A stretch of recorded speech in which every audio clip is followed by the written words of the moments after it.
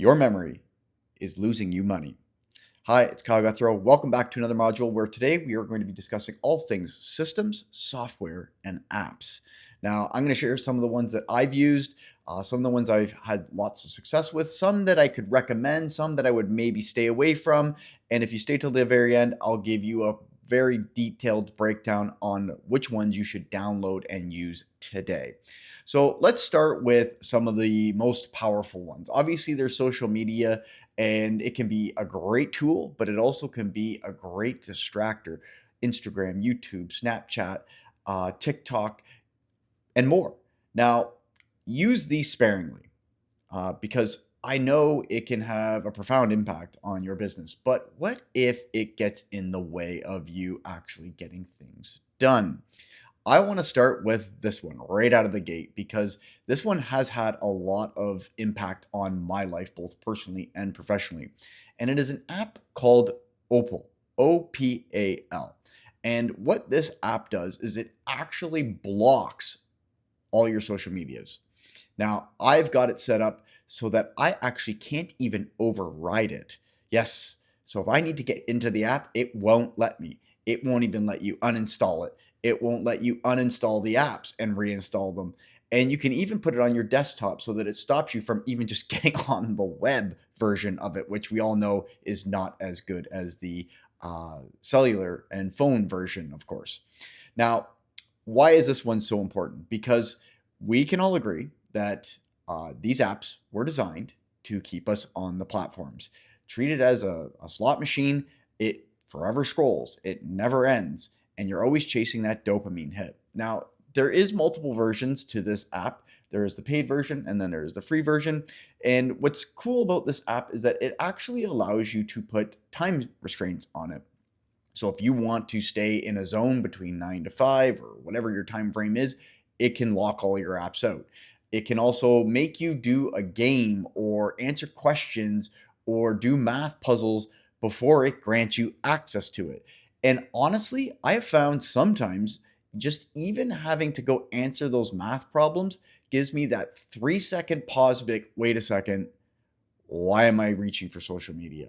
Because often it's so ingrained in our habits now where we just go and jump on Instagram and we don't even know why we're scrolling. It's that little bit of a hesitation or a hurdle to stop you from jumping on. So I highly recommend you go check out that one for starters. So now that we've got our distractions out of the way with Opal, we can jump into some of the other ones. Now, let's start with the CRMs. I'm familiar with all of these ones, and I will share some of the good, the bad, and the ugly of all of them. Now, I have used HubSpot. Now, HubSpot is fantastic. I do like this CRM, customer relationship management. However, I do find it gets expensive. This one is more for, I believe, enterprise and agency level. That as you start getting into the 1,000 plus contacts, it does get a little bit pricey. It is user friendly, but there's a lot of features that can be unlocked with it. So it can be overwhelming at times for some. There is a gazillion CRMs out there now, so I'm only going to speak to the ones that I know. I'm sure there's plenty, so please drop in the comments on which ones you like and which ones you recommend. Another one is, this is more for the real estate space, mortgage professionals, this kind of service-based world. It's called Follow Up Boss, also known as FUB. This one is super user-friendly. There is not a ton of bells and whistles with it. It does allow you to get out to your contacts, can embed videos. It is, in my opinion, one of the most easiest to pick up and fastest to learn. Now, there's another one called GoHighLevel. It is making a lot of waves in the industry and also known as GHL. The reason why this one is so powerful is, honestly, I don't know how they're getting away with it, but they have been taking a lot of other industries' IP and adding it all to their own. So like they have a ManyChat feature. They have a Skool, Skool feature, their own communities. They have other features that they've kind of just taken and replicated and put it in this one beautiful package. Now, I will say, GoHighLevel, and I have still, to this day, am learning it. It is very powerful. However, there is a lot of automation. There's systems in it. And for the average user, it can be very overwhelming because you don't know where to start. There's so many different options. And like I said, it can become super overwhelming at times. So I do tread that one with caution. However, for the price point at $99, it is a steal. Because once you start adding in all these other softwares and apps together, you could easily rack up a couple hundred, maybe even $500 worth of apps when GoHighLevel can do it for 99 bucks. Now, I have been using GoHighLevel for about 9 months now. I am familiar with it. I'm getting good at it. And like most apps, you just have to kind of keep playing around with it, tinkering with it. But still to this day, it's overwhelming. And they keep adding more and more features to it. It doesn't work exceptionally well in certain things. Like I feel like their communities, which is kind of their counterpart to Skool, is not as good, but it still is good enough. In terms of like a payment processor and other things like that, it connects to Stripe. It does a lot of great integrations, but again, caution, it is overwhelming. Now, let's jump into communities. So another one that I love using is called Skool, which is kind of co-created with Alex Hormozi and Sam Ovens. Skool is an online community platform, Skool. Now, what makes this one so awesome is that it is super easy to use. They have a $9 a month plan. They have a $99 a month plan, which is the pro version. And you can create communities. You can get memberships. It's a subscription based, or it can be a free community. It's a way for you to showcase what you have to offer in terms of services or products. Now, I will cautious. This one can be a little basic. However, it is super user friendly. This one is it is getting better, but in terms of traffic, in my opinion, it has the craziest amount of traffic ever since Alex Hormozi really started promoting it. Now, I would go check out that one if you are looking to learn or grow or build your own community. Think of it as like a Facebook group, but on steroids. Now, another one is Popl. So Popl. The reason why I love this one, this is a QR scanner that gets linked to all of your information. Now, there's stuff out there like Linktree, but what makes Popl so awesome, and this is one I use a lot every day in my life, is I don't fumble with business cards anymore, and nor should you. We live in the 21st century, and when people give me business cards, honestly, it's a shame because some of them are beautiful, some of them are made of metal, some of them are these elaborate things, and I honestly shove them in a drawer. Now, the great thing is I have Popl, which I can scan their business cards, and I actually give it back to them because I'm not going to keep it, so why do I need to hold on to some piece of paper and store junk? Now, with that being said, there is a ton of these QR readers out there, business card readers. But the reason why I love Popl so much, and yes, there is a subscription fee to it. I think it's about 20 bucks a month, which in my humble opinion is well worth it. You can link it with other platforms. You can link it with your CRMs. But what's awesome about it is that it stores everything in one simple place. So let me explain. So if you have YouTube, Facebook, Instagram, TikTok, WhatsApp, all the other platforms, you can embed websites, you can put your podcasts there, you can put articles you've written, PDFs, everything can get linked into this QR code. So for me, when someone scans my QR code, it literally gives them everything except for my like blood type. And I'm joking about that.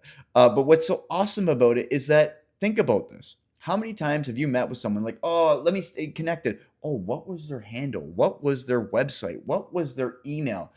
Literally, you can click the buttons inside of this Popl app that gets linked to whoever scans it, and you can hit text me, and it automatically pulls up the text message to start writing.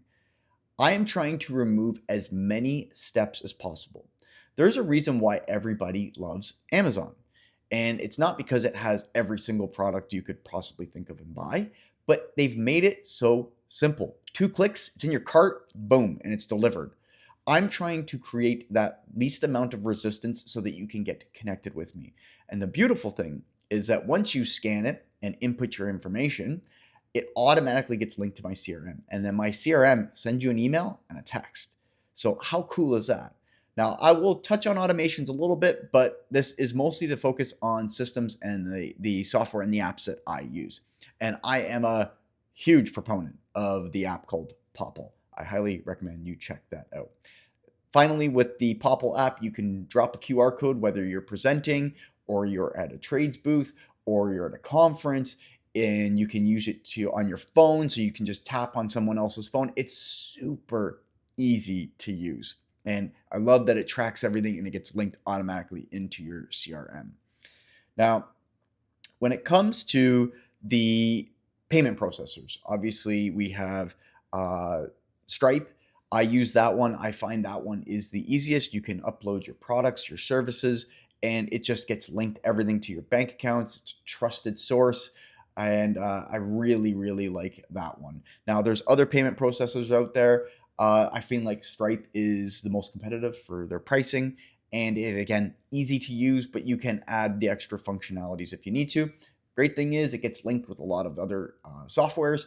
Another one that I could say is fantastic. It's not a payment processor, but it's a storefront. It's called Stan Store. Again, very simple to use. Doesn't have a ton of bells and whistles, but it gets to the point quickly. So if you have a couple offers that you want to, or a product or a service, it can allow someone to just click on your link, purchase the product. It gets linked to your Stripe or whatever your payment processor is. They've bought it and you're on your way. So think of it as like a storefront where it just click of a couple clicks of a button, it's ready to rock and roll. Now, the other ones that I would like to dive into are some more elaborate ones. So let's talk about Otter.ai. So this is a note-taking one. The reason why this one is so important is because I feel, especially in today's world, we get distracted. We'll be in a meeting, someone will say something, we missed it, we don't want to put up our hand, we don't want to ask them a question, be like, oh, sorry, can you repeat that? Because I was not paying attention because I was on my phone like an idiot. But instead, you can download Otter.ai. You do have to pay for it. It is a software that writes the notes for you. You can connect it to your Zoom. You can connect it to Teams. And what's so awesome about it is that it does all the work for you. However, I am still a proponent of note-taking. The reason why I still like note-taking is because it forces my brain to pay attention. And most importantly, I'm using another type of way to jot down notes because it allows my brain to actually remember, write it down, and then I can regather my notes later. Or here's the other thing. If it's a long conference or a long talk or a long keynote or webinar or whatever that you're on, it will chew up a lot of your information in Otter.ai. Now, I'm not sure how much the AI can take down for notes. I haven't tested it longer than 30 minutes, but I'm sure there is going to be restrictions on how long you can record calls. Now, I know I talked about softwares. I know I talked about apps, but this thing right here is a game changer. And too many people do not use it properly. It is called a notebook. Now, why I love this specific size, because it can fit in a suit jacket, it can fit in your back pocket, and it's not intrusive. If I pulled this out and started taking notes, people wouldn't question what I was doing. They know I am writing notes because it is paper. So many people will say, well, I use my cell phone to take notes, which is fine. But if you're sitting there typing on your phone, people don't know whether you're surfing social media, you're texting somebody, you're not paying attention, or you're just checking the scores of last night's sports. This is why I love handwritten notes. Now, unfortunately for people like me, I have chicken scratch. And it's something I'm not proud of, and I'm not going to show you guys because it's embarrassing. But you can write notes, jot them down, and again, this is so easy and compact. You can throw it in a bag, and obviously there's people that use bigger notebooks, the people that use calendars written down. All the power to you. Whatever your note-taking form is, just allow yourself to review it afterwards, because so many people will jot down notes and then next thing you know it, they have forgotten or didn't review the notes afterwards. Now, I will caution, there is some downsides to taking notes. If you lose this, it's not stored anywhere. And I have seen people lose lifelong work in notebooks to theft, to accidental misplacement, to a fire, and all of that IP is lost. This takes me to my next note-taking section, an iPad. Now, the reason why I love iPads is because they're so easy to use. And for me, I like simplicity. So I just pull out the Notes app. It is linked to my iCloud, and anything I write is with me for life. Whether I'm on my cell phone, my iPad, my computer, my MacBook, it does not matter. I have these notes everywhere. Obviously, I have the MacBook pen and pencil, and it's just so easy to use. Again, the iPad Air, great option. I know there's tons of them out there. There's Android. There is a note-taking one. This one, again, can be a distraction because it's linked with other apps. But I actually do keep my iPad very basic. I don't have any of the apps or social media apps that I have on my phone. I've always kind of just kept that at its factory. And I really got an iPad for two reasons: note-taking and watching movies on an airplane, because I don't want to watch them on my cell phone because it's a little too small. Again, whichever note-taking you like, but I just love that I can take notes on my iPad. It's linked to my MacBook, linked to my cell phone. Now, Android users, I know there's something out there. I'm only speaking to what I know, which is Apple products. I am an Apple fanboy, so don't come at me for that. So now that we've kind of got the note-taking out of the way, where is it all getting stored? Because so many people write fantastic notes and then they can't reference them. Now, this is important. Where are you keeping them? How are you organizing them? I also like to color coordinate my folders in my MacBook. So when I write a note, I tag it, and it uses an easy way to remember where I put things. Now, whatever your organization policy is, use it accordingly. I'm okay with it. However, so many people write notes and then can never find them. Organization is critically important when it comes to notes, especially when you're referencing something. If you're in a presentation, a sales call, a webinar, meeting with somebody, you don't want to be sifting through your computer, through your iPad, through your phone, or through your notebook trying to find that specific note. Tag it. It is the most powerful thing you can do. And the great thing is, with the Apple Intelligence, it's getting even smarter, where I can literally go and search for something on my computer that is obviously linked to my notes, and it will pull it up with the AI. Now, this is going to get better. There's awesome note-taking apps out there. I don't know any of them. I just use the specific one that's with Apple, and it works for me.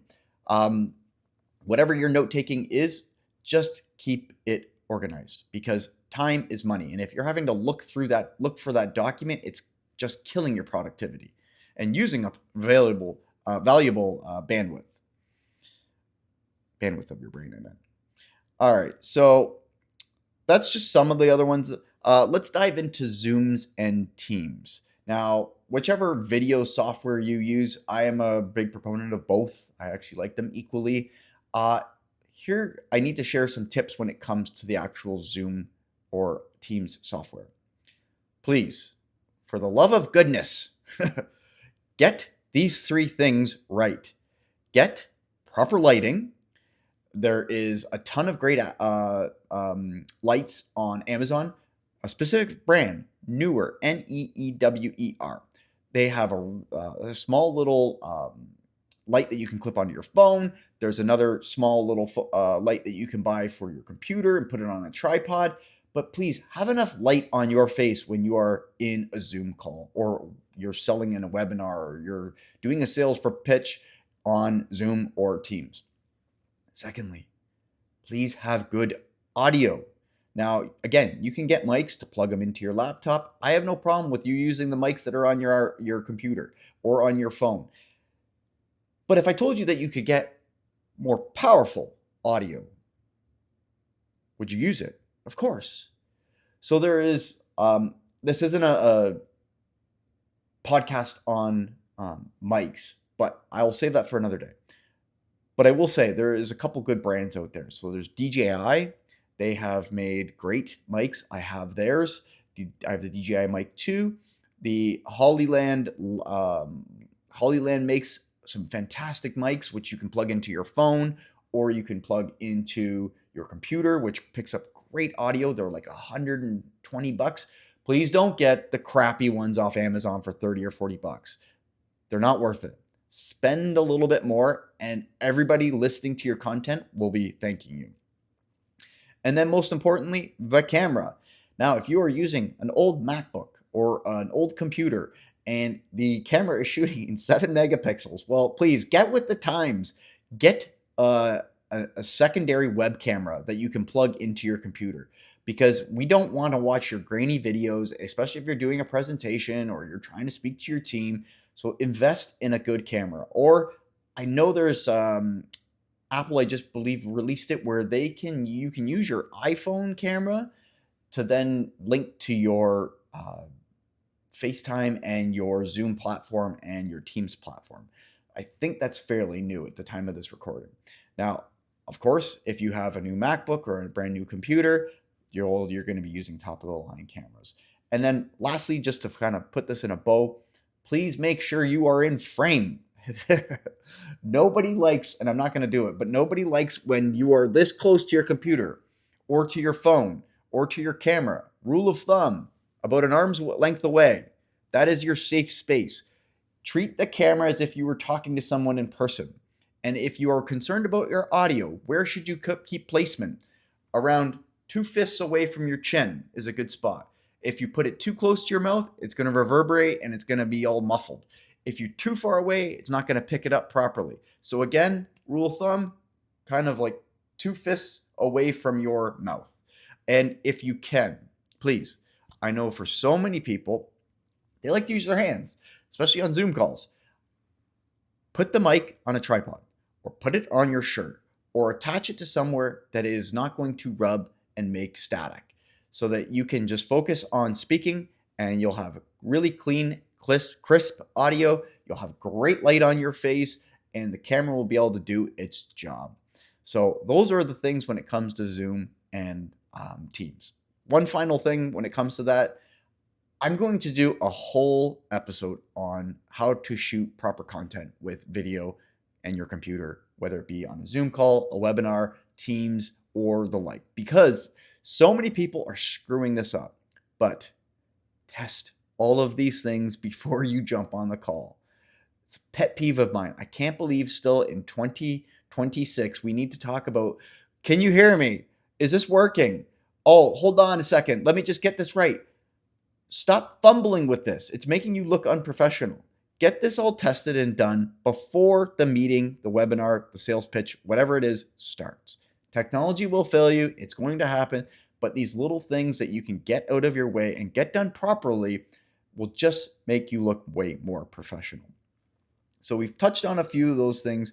Now, when it comes to the final software and systems I want to share, it's going to come down to user preference.